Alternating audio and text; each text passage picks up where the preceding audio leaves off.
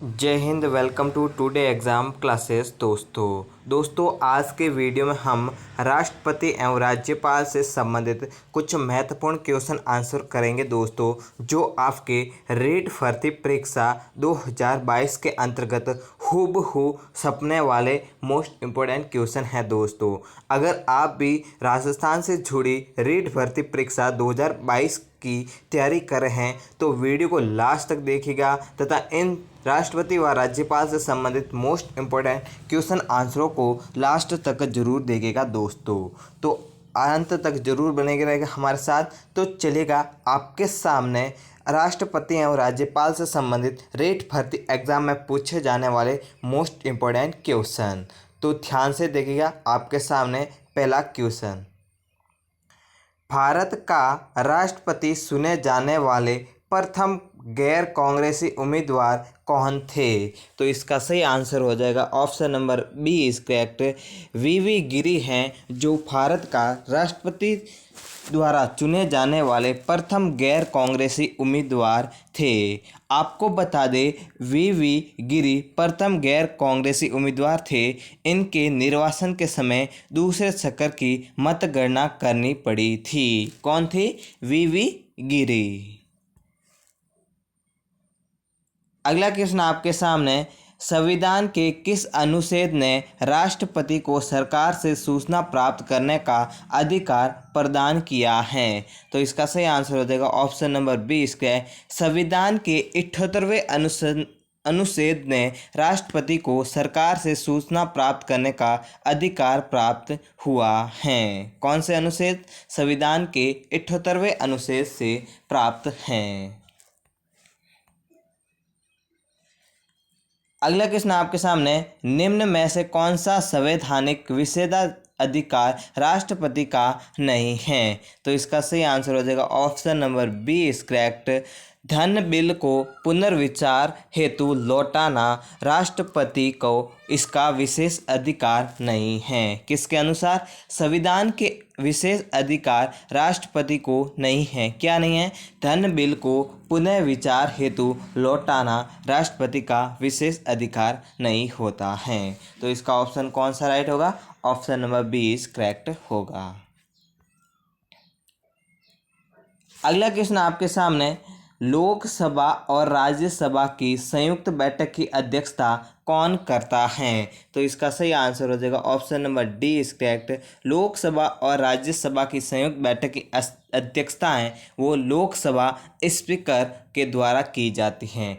आपको बता दें अनुच्छेद 108 के तहत लोकसभा एवं राज्यसभा की संयुक्त बैठक राष्ट्रपति द्वारा आहूत की जाती है और अनुच्छेद 118 के तहत इसकी अध्यक्षता लोकसभा स्पीकर या लोकसभा अध्यक्ष करता है। तो इसका कौन सा ऑप्शन राइट होगा? Option number D is correct होगा।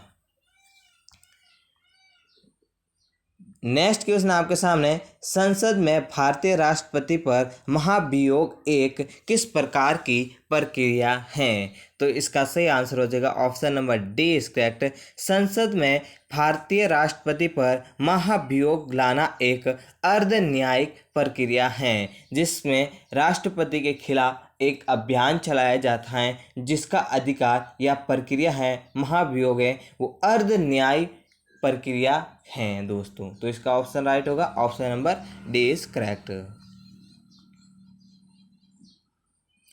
अगला क्वेश्चन आपके सामने, राष्ट्रपति को निम्नलिखित आधार पर महाभियोग की प्रक्रिया द्वारा उसके पद से हटाया जा सकता है। तो इसका सही आंसर हो जाएगा option number A is correct, संविधान के अतिक्रमण अर्थात संविधान के नियमों का उल्लंघन या संविधान के विपरीत नियमों के अनुसार चलना उस राष्ट्रपति को ऐसी प्रक्रिया करने पर महाभियोग की प्रक्रिया लगाकर अर्ध न्यायिक प्रक्रिया से राष्ट्रपति को उसके पद से विमुक्त या हटाया जा सकता है। तो इसका सही ऑप्शन कौन सा होगा? Option number A is correct होगा, संविधान के अतिक्रमण या उल्लंघन करने पर। नेक्स्ट क्वेश्चन आपके सामने, संविधान के उल्लंघन के आधार पर राष्ट्रपति के विरुद्ध किसके द्वारा महाभियोग लगाया जा सकता है? तो इसका सही आंसर हो जाएगा option number B is correct. संविधान के उल्लंघन के आधार पर राष्ट्रपति के विरुद्ध हैं वो संसद के दोनों सदनों लोकसभा राज्यसभा द्वारा महाभियोग लगाया जा सकता है। आपको बता दें संविधान के अनुच्छेद 61 के अनुसार राष्ट्रपति पर महाभियोग की प्रक्रिया लागू की गई है या 61 के अनुच्छेद 61वें के अनुसार महाभियोग की प्रक्रिया लागू की जा सकती है। यह एक अर्ध न्यायिक प्रक्रिया होती है। तो इसका कौन सा राइट होगा? ऑप्शन नंबर बी इसका संसद के दोनों सदनों के द्वारा महाभियोग लगाया जा सकता है।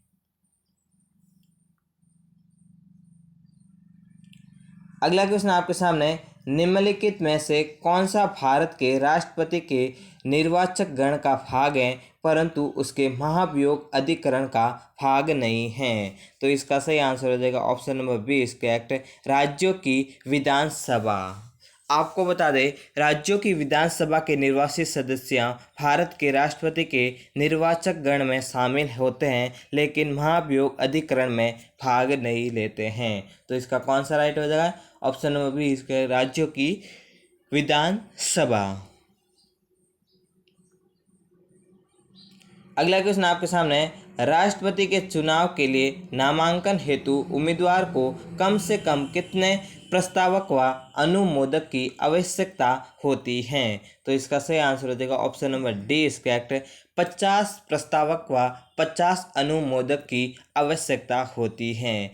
1997 से पूर्व प्रस्तावकों तथा अनुमोदकों की संख्या 10-10 थी। 10 प्रस्तावक तथा 10 अनुमोदक की संख्या थी, लेकिन इसमें अब नामांकन हेतु उम्मीदवार को कम से कम 50 प्रस्तावक तथा 50 अनुमोदक की आवश्यकता होती है। तो इसका डी ऑप्शन राइट होगा। अगला क्वेश्चन, भारत के संविधान के किस अनुच्छेद के अधीन भारत के राष्ट्रपति को अध्यादेश जारी करने की शक्ति प्राप्त है? तो इसका सही आंसर हो जाएगा ऑप्शन नंबर ए इसका भारत के संविधान के अनुच्छेद 123 के अधीन भारत के राष्ट्रपति को अध्यादेश जारी करने की शक्ति प्राप्त होती है।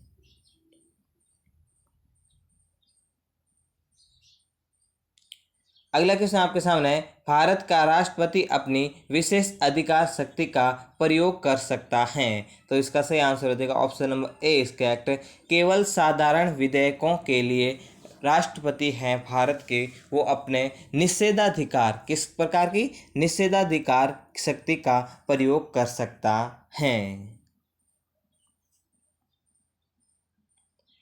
अगला क्वेश्चन, निम्नलिखित में से किसकी नियुक्ति भारत के राष्ट्रपति करते हैं? तो इसका सही आंसर हो जाएगा option number D is correct, उपरोक्त सभी की नियुक्ति हैं वो राष्ट्रपति करते हैं। आपको बता दें राज्य के राज्यपाल भारत के महान्यायवादी नियंत्रक एवं महालेखा परीक्षक की नियुक्ति है वो भारत के राष्ट्रपति के द्वारा की जाती है। महान्यायवादी अनुच्छेद 76, नियंत्रक एवं महालेखा परीक्षक अनुच्छेद 148 तथा राज्य के राज्यपाल का अनुच्छेद 155 के तहत भारत के राष्ट्रपति नियुक्त करते हैं। तो इसका ऑप्शन राइट होगा option number D is correct. अगला क्वेश्चन, संसद के प्रत्येक सदन को बैठक के लिए कौन आहूत करता है? तो इसका सही आंसर हो जाएगा option number C is correct, संसद के प्रत्येक सदन को बैठक के लिए भारत के राष्ट्रपति हैं वो आहूत करते हैं। आपको बता दें संविधान के अनुच्छेद 85 ही उपबंध करता है कि राष्ट्रपति समय समय पर संसद के प्रत्येक सदन को ऐसे स्थान और समय पर हो वह ठीक समझे इसके लिए अधिवेशन के लिए आहूत करेगा। कौन करेगा? भारत के राष्ट्रपति। नेक्स्ट क्वेश्चन, भारत के राष्ट्रपति अपना त्याग पत्र किसको सौंपते हैं? तो इसका सही आंसर हो जाएगा option number B is correct, भारत के राष्ट्रपति वो अपना त्याग पत्र हैं उपराष्ट्रपति को सौंपते हैं। संविधान के अनुच्छेद 56 के अनुसार राष्ट्रपति अपना त्याग पत्र है वो उपराष्ट्रपति को संबोधित करके देता है। किस अनुच्छेद के अनुसार? 56 अनुच्छेद के अनुसार। अगला क्वेश्चन, भारत में राष्ट्रपति की मृत्यु, पद त्याग अथवा हटाए जाने पर पद से हुई रिक्ति को भरने की समय सीमा क्या होती है? तो इसका सही आंसर हो जाएगा option number C is correct है। भारत में राष्ट्रपति की मृत्यु, पद त्याग अथवा हटाए जाने पर पद से हुई रिक्ति को भरने के लिए 6 माह की सीमा होती है। अनुच्छेद 62 के अनुसार राष्ट्रपति की मृत्यु हो जाने या पद से हटाए जाने का अन्य कारण हुई पद नियुक्ति को 6 माह के अंतर्गत वापस पहले जैसा होना चाहिए या 6 माह के अंतर्गत किसी और को नियुक्ति दी जाती है। नेक्स्ट क्वेश्चन आपके सामने, भारत के राष्ट्रपति पर महाभियोग चलाने के लिए कम से कम कितने दिन पूर्व की सूचना आवश्यक है? तो इसका सही आंसर हो जाएगा option number D is correct. भारत के राष्ट्रपति पर महाभियोग चलाने के लिए कम से कम 14 दिन पहले की सूचना आवश्यक होती है। अगला क्वेश्चन, अगर भारत के राष्ट्रपति के चुनाव में कोई विवाद हो तो उस विवाद को सौंपा जा सकता है? तो इसका सही आंसर हो जाएगा option number B is correct. अगर भारत के राष्ट्रपति के चुनाव में कोई विवाद हो तो विवाद को भारत के उच्चतम न्यायालय को सौंपा जाता है।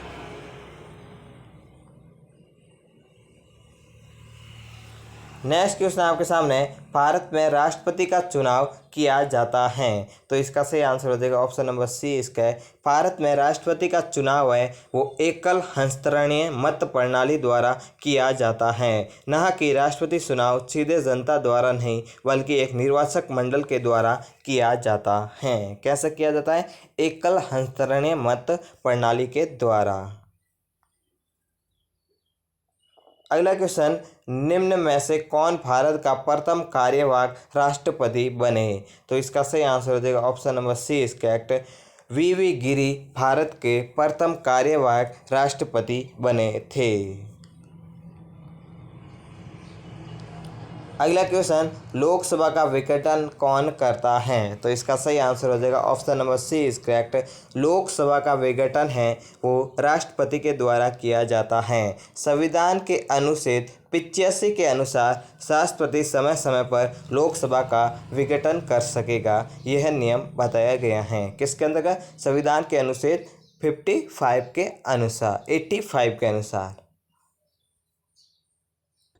अगला क्वेश्चन आपके सामने, भारत में राज्यसभा के लिए राष्ट्रपति कितने सदस्यों को मनोनीत करता है? तो इसका सही आंसर हो जाएगा ऑप्शन नंबर डी इसका है। अनुच्छेद 80 के तहत राज्यसभा में अधिकतम 12 सदस्यों का मनोनयन राष्ट्रपति के द्वारा किया जाता है। नेक्स्ट क्वेश्चन करने से पहले आपको बता दें, अगर दोस्तों इन क्वेश्चनों का पीडीएफ चाहिए तो हमारे Telegram channel today exam classes को ज्वाइन कीजिएगा, जिसका लिंक आपको वीडियो के डिस्क्रिप्शन बॉक्स में दे रखा है। वहां से आपको इन क्वेश्चनों का पीडीएफ प्राप्त हो जाएगा। निम्नलिखित में से किसी भौगोलिक क्षेत्र को अनुसूचित क्षेत्र घोषित करने का संवैधानिक अधिकार किसको है? तो इसका सही आंसर हो जाएगा option number B is correct. संवैधानिक अधिकार, भौगोलिक क्षेत्र को अनुसूचित क्षेत्र घोषित करने का संवैधानिक अधिकार किसको है? राष्ट्रपति को है। अगला क्वेश्चन, संविधान के निम्नलिखित अनुच्छेदों में से किस एक के अंतर्गत संघ की कार्यपालिका शक्तियां राष्ट्रपति में निहित होती हैं? तो इसका सही आंसर हो जाएगा ऑप्शन नंबर सी इसका है। संविधान के अनुच्छेद 53 के अंतर्गत संघ की कार्यपालिका शक्तियां राष्ट्रपति में निहित होती हैं। अगला क्वेश्चन, निम्न में से संविधान का कौन सा अनुच्छेद भारत के राष्ट्रपति पर महाभियोग की प्रक्रिया से संबंधित है? तो इसका सही आंसर हो जाएगा option number B is correct. अनुच्छेद 61 भारत के राष्ट्रपति पर महाभियोग की प्रक्रिया का से संबंधित हैं। ये एक किस प्रकार की प्रक्रिया होती है? एक अर्ध न्यायिक प्रकार की प्रक्रिया होती है। नेक्स्ट क्वेश्चन, भारत के राष्ट्रपति को कार्य अवधि की समाप्ति से पूर्व भी पद से हटाया जा सकता है? तो इसका सही आंसर हो जाएगा option number B is correct. भारत के राष्ट्रपति को कार्य अवधि की समाप्ति से पूर्व भी महाभियोग लगाकर राष्ट्रपति को हटाया जा सकता है। अगला क्वेश्चन, राष्ट्रपति और उपराष्ट्रपति की अनुपस्थिति में कौन राष्ट्रपति का कार्यभार ग्रहण करेगा? तो इसका सही आंसर हो जाएगा option number C is correct. राष्ट्रपति और उपराष्ट्रपति की अनुपस्थिति में उच्चतम न्यायालय का मुख्य न्यायाधीश राष्ट्रपति का कार्यभार ग्रहण करेगा। अनुच्छेद 65 के अनुसार राष्ट्रपति की मृत्यु, त्यागपत्र या हटाए जाने के उपलक्ष्य में कार्यभार को उपराष्ट्रपति संभालेगा। किन्हीं कारणों से उपराष्ट्रपति उपलब्ध नहीं है तो उस समय उच्चतम न्यायालय का मुख्य न्यायाधीश राष्ट्रपति के कार्यभार को संभालेगा। किसके अनुच्छेद? अनुच्छेद 65 के अनुसार।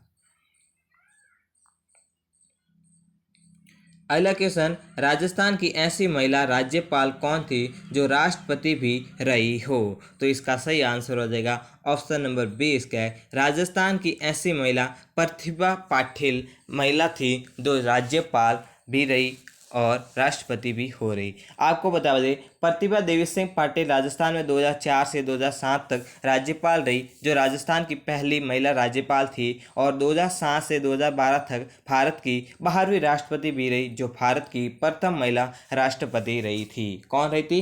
प्रतिभा देवी सिंह पाटिल।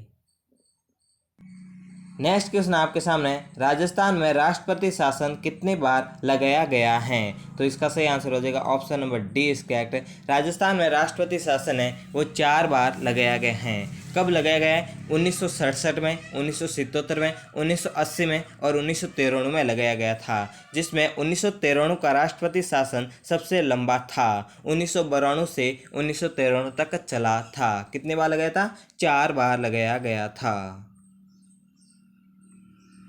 अगला क्वेश्चन आपके सामने, राज्यपाल पद हेतु न्यूनतम आयु सीमा निर्धारित है। तो इसका सही आंसर हो जाएगा ऑप्शन नंबर डी इसका है। राज्यपाल पद हेतु न्यूनतम आयु सीमा 35 वर्ष निर्धारित है।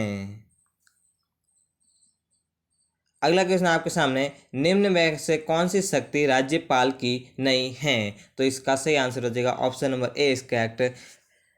स्थगित करना राज्यपाल के पास इस शक्ति नहीं होती है। क्या नहीं होती है? स्थगित करना राज्यपाल के पास इस प्रकार की शक्ति का कोई प्रावधान या शक्ति नहीं होती है। नेक्स्ट क्वेश्चन, राज्य विधानसभा में धन विधेयक केवल किसकी अनुशंसा से प्रस्तुत किया जाता सकता है? तो इसका सही आंसर हो जाएगा option number A is correct. राज्य विधानसभा में धन विधेयक केवल राज्यपाल अनुशंसा से प्रस्तुत किया जा सकता है। तो इसका ऑप्शन ए इज करेक्ट होगा। नेक्स्ट क्वेश्चन आपके सामने, राजस्थान के पहले राज्यपाल कौन थे? तो इसका सही आंसर हो जाएगा ऑप्शन नंबर बी इसका है। सरदार गुरुमुख निहाल सिंह राजस्थान के प्रथम राज्यपाल थे। अगला क्वेश्चन आपका, जिसको आपको कमेंट करके आंसर बताना है दोस्तों, तो चलेगा। राजस्थान में सुकन्या समृद्धि योजना कब प्रारंभ की गई थी? 4 फरवरी 2015, 1 जनवरी 2015, 8 मार्च 2015 या 1 अप्रैल 2015 को राजस्थान में सुकन्या समृद्धि योजना प्रारंभ की गई थी। इसका आंसर आप हमें कमेंट करके ज़रूर बताएगा दोस्तों, और अपनी रीट भर्ती परीक्षा को तैयार करने के लिए हमारे साथ कंटिन्यूटी बनाए रहेगा। जय हिंद।